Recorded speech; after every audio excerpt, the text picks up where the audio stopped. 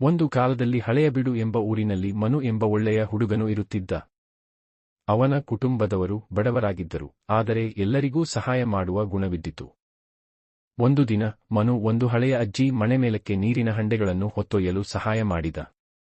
ಅಜ್ಜಿ ಸಂತೋಷದಿಂದ ಒಂದು ಹಲಸಿನ ಬೀಜವನ್ನು ಕೊಟ್ಟು ಹೇಳಿದರು, ಇದನ್ನು ಪ್ರೀತಿಯಿಂದ ನೆಡು.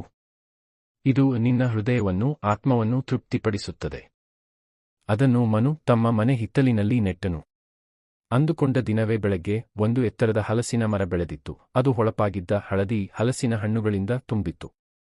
ಆದರೆ ಈ ಹಲಸನ್ನು ಕಡಿಯಲು ಒಂದು ಪಹುಡಿಯನ್ನು ಉತ್ತರಿಸಬೇಕಾಗಿತ್ತು.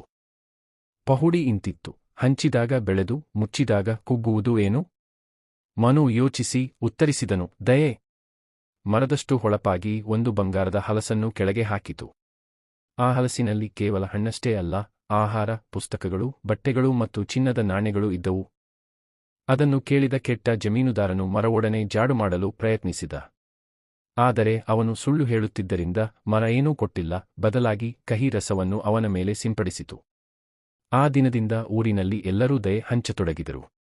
ಮರವು ಎಂದಿಗೂ ಬಿಟ್ಟಿಲ್ಲ, ಹಂಚಿದವರು ಯಾವತ್ತೂ ಖಾಲಿಯಾಗಲಿಲ್ಲ.